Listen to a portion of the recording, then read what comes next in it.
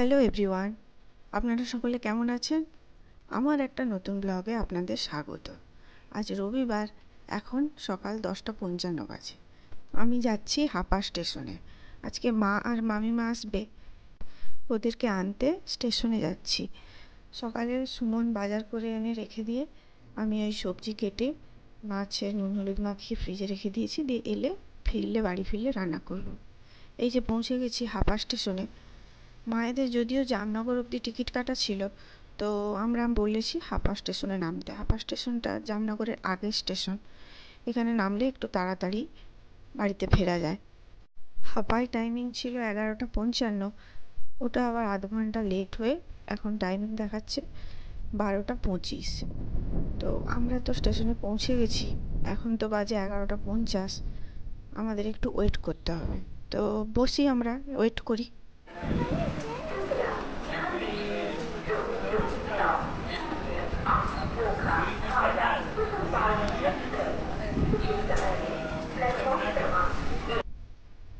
এই যে ট্রেনটা পৌঁছে গেছে, এই যে মার মামিমা নেমেও গেছে। স্টেশনটায় প্রচুর কাজ হচ্ছে চারিদিকে।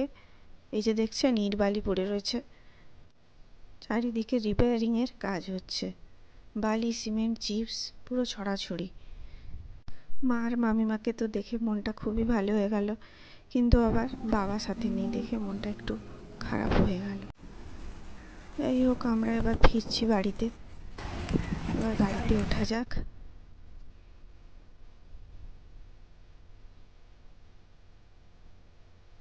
গুজরাটে এই প্রথমবার মামিমা আমার কাছেই এলো।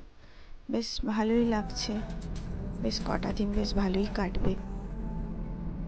এবার বাড়ি ফিরছি আমরা। এখন 1:30 বাজে। আমরা এবার টাউনশিপে ঢুকছি। এবারে বাড়িতে ফিরে রান্না করব।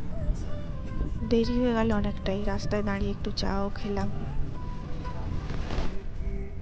সামনে যে গেটটা দেখছেন, ওটা আমাদের টাউনশিপের মেন গেট। এখানে এবার আমাদেরকে ওয়েট করতে হবে। মা আর মামিমা যাবে ওই পাস সেকশানে পাস বানাতে। পাস বানিয়ে নিয়েছে। এবারে আমরা এই ভেতরে ঢুকে গেছি টাউনশিপে। এবার বাড়ি ফিরছি। মারা যে ট্রেনটা এলো, ওই ট্রেনটা হাপাতে আধ ঘন্টা দাঁড়াতো। তো তাই আমরা প্রত্যেকবারে কী করতাম, ওই টিকিট কাটা থাকতো জামনগর পর্যন্ত, কিন্তু হাপা থেকে তুলে নিতাম, দিলে তাড়াতাড়ি বাড়ি পৌঁছে যেত। কিন্তু এবারে দেখলাম টাইমটা চেঞ্জ হয়েছে, ট্রেন হাপাতে 5 মিনিট দাঁড়াচ্ছে। তাও আমরা হাপাতে গিয়ে হাপা থেকে নিয়ে এলাম মা আর মামিমাকে। এবার আমরা পৌঁছে গেছি।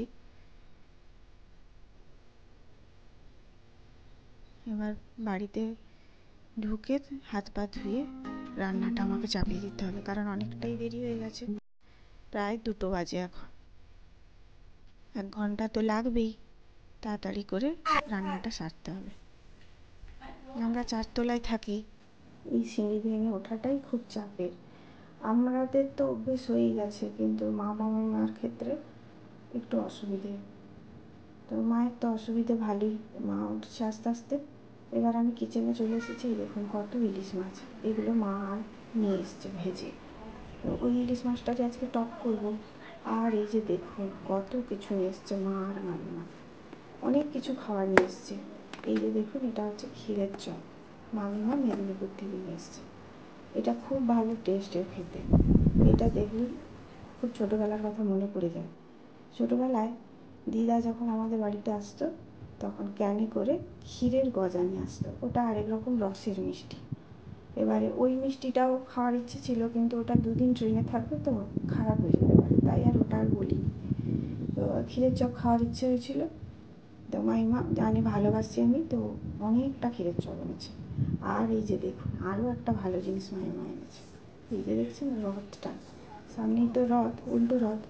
তো বেটু খেলবে বলে মামিমা সেই মেদিনীপুর থেকে রথটা নিয়ে এসছে এই গুজরাটে। এবার খাওয়া দাওয়া সেরে আমরা আবার রেস্ট নিয়ে একটু সন্ধ্যেবেলা এই যে স্বামীনারায়ণ টেম্পলে এসেছি। এটা জামনগরের স্বামীনারায়ণ টেম্পল। টেম্পলটা খুব সুন্দর। এই যে ভেতরে সন্ধ্যা আরতি এখন চলছে। আমরা ভালো সময় এসেছি, 8টা বাজে।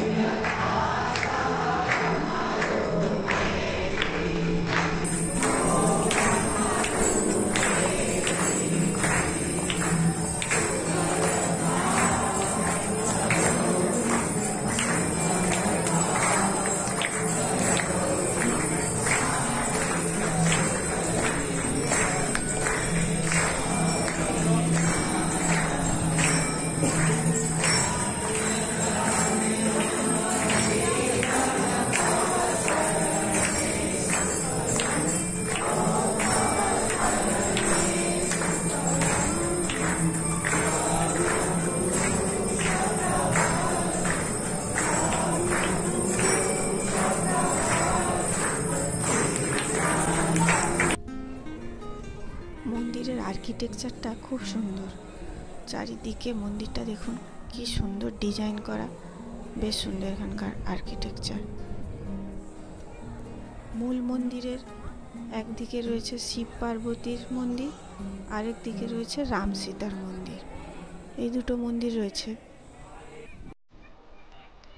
এই যে এটা হচ্ছে মন্দিরের মূল মন্দিরের উপরটা বাইরে।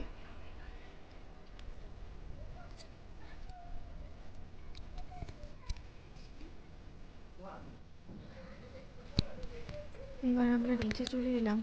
এখানে এবার প্রসাদ দিচ্ছে, তো এখানে খিচুড়ি প্রসাদ।